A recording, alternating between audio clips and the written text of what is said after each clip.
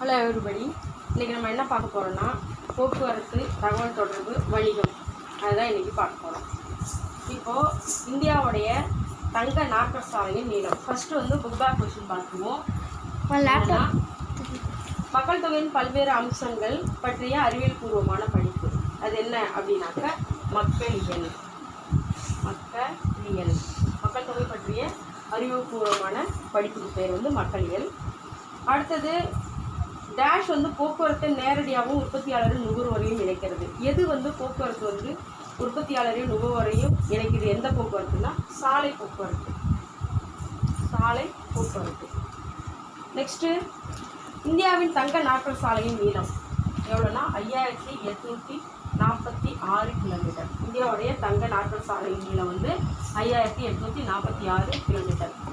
தேசிய தொலையுணர்வு மையம் அமைந்துள்ள இடம் வந்து ஹைதராபாத். தேசிய தொலையுணர்வு மையம் அமைந்துள்ள இடம் பேர் வந்து ஹைதராபாத். அடுத்தது எளிதில் செல்ல முடியாத பகுதிகளுக்கு பயன்படும் போக்குவரத்து. எளிதில் செல்ல முடியாத பகுதிகளுக்கு என்னென்ன போக்குவரத்து பயன்படுதுன்னா வான்வழி போக்குவரத்து. அடுத்தது கீழ்கண்டவற்றுள் எவை வானுலங்கு ஊர்தியுடன் தொடர்புடையது? ஹெலிகாப்டர் தொடர்புடையது எது அப்படின்னாக்க பவன் ஹான்ஸ்.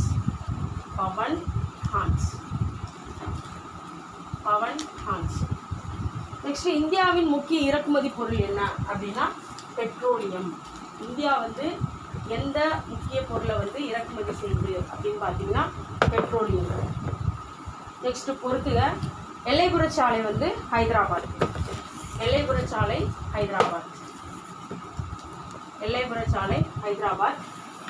அடுத்தது இன்சாட்ன்றது என்னது அப்படின்னு பார்த்தீங்கன்னா செயற்கைக்கோள் தகவல் தொடர்பு. இன்சாட்ன்றது என்னன்னா செயற்கைக்கோள் தகவல் தொடர்பு.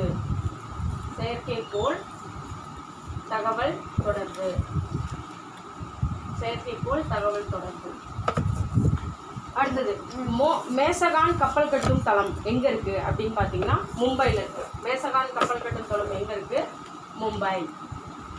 அடுத்தது புறநகர பரவல் நகரமயமாக்கலின் தாக்கம். புறநகர பரவல் வந்து நகரமயமாக்கலின்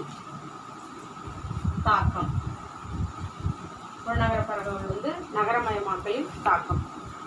NHAI national highways authority of இந்தியாங்கிறது என்னன்னாக்கா 1955 உருவாக்கப்பட்டது.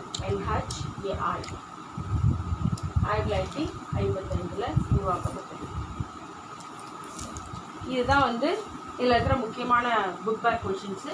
இப்போ நம்ம வந்து சப்ஜெக்டுக்குள்ளே போயிடலாம். போக்குவரத்து பற்றி பார்க்கலாம். 3 வகையான போக்குவரத்துக்கு என்னென்ன போக்குவரத்து அப்படின்னா நீர்வழி போக்குவரத்து, நிலவழி போக்குவரத்து, வான்வழி போக்குவரத்து. இந்த 3 போக்குவரத்து இருக்கு இந்தியாவில்.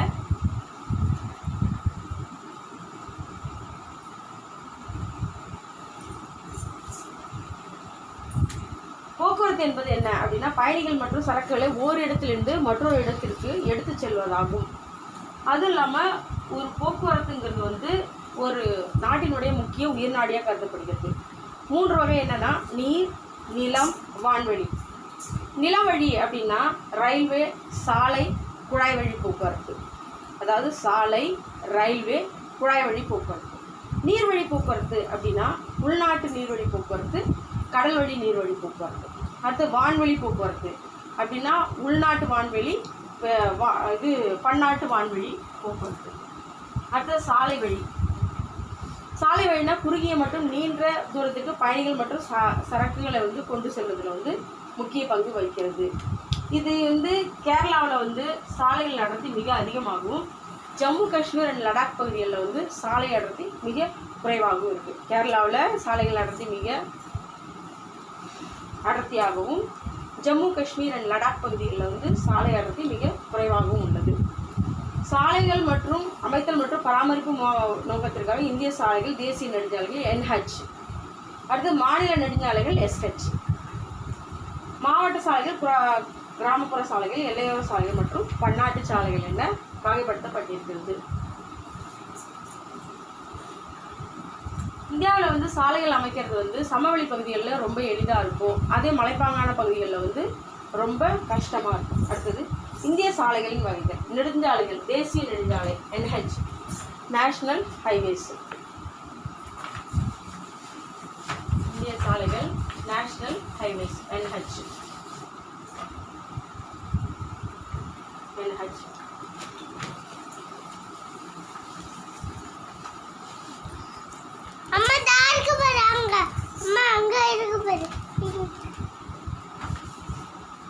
தேசிய நெடுஞ்சாலை இந்திய சாலைகளின் மிக முக்கியமான போக்குவரத்து அமைப்பாகும்.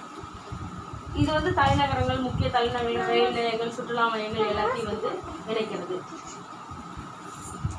ஷெர்ஷாசூர் அப்படிங்கிறவர் என்ன பண்ணார்னா, அவரோட பேரரசு விரிவுபடுத்துறதுக்கும் பலப்படுத்துறதுக்கும் ஷாஹி ராயல் சாலை வந்து சிந்து பள்ளத்தாக்கிலிருந்து மேற்கு வங்காளத்தினுடைய சோனார் பள்ளத்தாக்கு, சிந்து பள்ளத்தாக்கிலிருந்து மேற்கு வங்காளத்தில் இருக்கிற சோனார்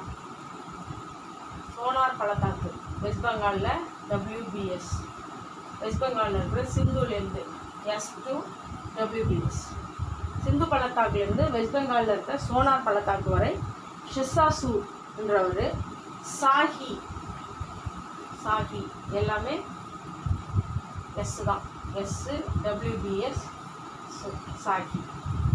சிந்து பள்ளத்தாக்கிலிருந்து வெஸ்ட் பெங்காலோடைய சோனார் பள்ளத்தாக்கில் ஷாஹி அப்படிங்கிற தன்னுடைய சாலையை வந்து ராயல் சாலையை வந்து விரிவுபடுத்தினார். இது வந்து ஆங்கிலேயர் ஆட்சி காலத்தில் கிராண்ட் ட்ரங்க் சாலை, கிராண்ட் ட்ரங்க் சாலை என ஆங்கிலேயர் ஆட்சி காலத்தில் இது வந்து பெயர் மாற்றப்பட்டது. இது கொல்கத்தாவிலேருந்து பெஷாவர் வரைக்கும் இருக்கு. Kolkata to Peshawar KP, Kolkata to Peshawar வரைக்கும் இருக்கு. இந்த சாலை வந்து இப்போ எங்கேருந்து எங்கே நீட்டிக்கப்பட்டிருக்கு அப்படின்னா, அமிர்தசரஸ்லேருந்து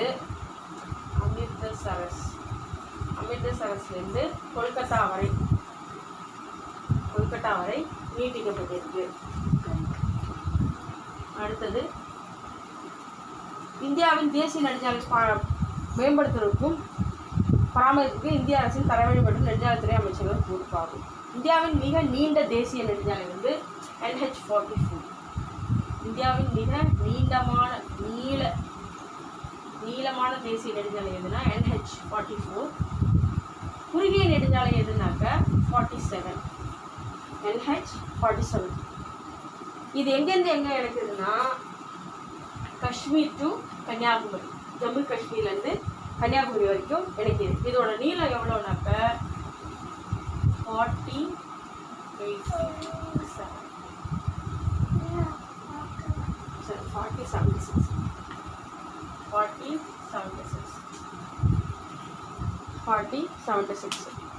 அடுத்தது NH47A. NH47A வந்து இது எங்கேருந்து வருதுன்னா, எர்ணாகுளத்துலேருந்து கொச்சின் துறைமுகத்தை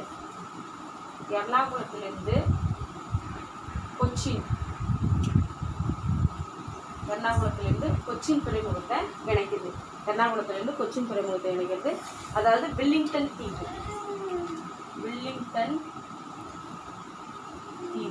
எர்ணாகுளத்துலேருந்து கொச்சின் துறைமுகத்தை இணைக்கிறது வில்லிங்டன் தீவு. NH44ங்கிறது வந்து காஷ்மீர் டு கன்னியாகுமரி 4076 கிலோமீட்டர்ஸ், அதோட நீளம் 4076 கிலோமீட்டர்ஸ். இது வந்து அடுத்தது மிக குறுகிய நெடுஞ்சாலை எது அப்படின்னா NH47A. இது வந்து எர்ணாகுளத்திலிருந்து கொச்சின் வில்லிங்டன் தீவு இணைக்கிறது. இதோட நீளம் எவ்வளோன்னா 6 கிலோமீட்டர்ஸ், 6 கிலோமீட்டர்ஸ். இது இந்தியாவுடைய தேசிய நெடுஞ்சாலை ஆணையம் NHAI எப்போது நிறுவப்பட்டதுன்னா 1995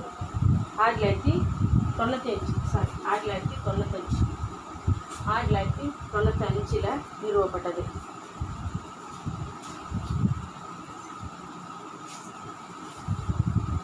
மாநில நெடுஞ்சாலைகள் பொதுவாக மாநிலத்தின் முக்கிய நகரங்கள் மற்றும் மாவட்ட தலைநகரங்கள் தேசிய நெடுஞ்சாலைகள் அண்டை மாநில தேசிய நெடுஞ்சாலைகள் இணைக்கின்றன. அடுத்து மாவட்ட சாலைகளானது மாநில நெடுஞ்சாலைகள் மற்றும் தேசிய நெடுஞ்சாலைகள் வட்டார நெடுஞ்சாலைகளை இணைக்குது. அடுத்தது எல்லைப்புற சாலைகள். நாட்டின் எல்லையில் அமைந்துள்ள மிக முக்கியத்துவம் வாய்ந்த சாலைகள் ஆகும். இது 1960 இந்த நிறுவனம் நிறுவப்பட்டது.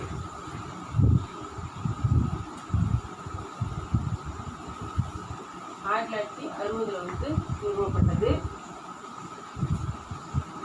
உலகிலேயே உயரமான எல்லைப்புற சாலை லடாக்கில் உள்ள லேவிலிருந்து சண்டிகர் வரை அமைக்கப்பட்டுள்ளது. லடாக்கில் உள்ள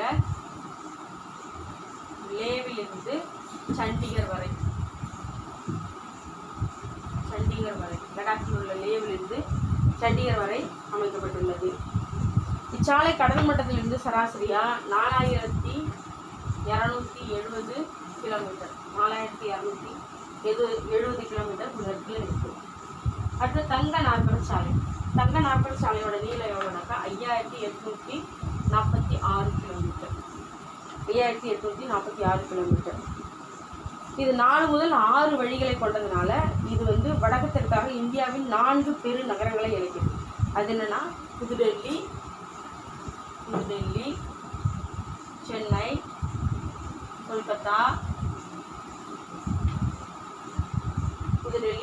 கொல்கத்தா, மும்பை. இது 4 பெரிய நகரங்களை இணைக்கிறதுனால இதுக்கு பேர் தங்க நாற்பது சாலை. இது 1999 இத்திட்டம் தொடங்கப்பட்டது.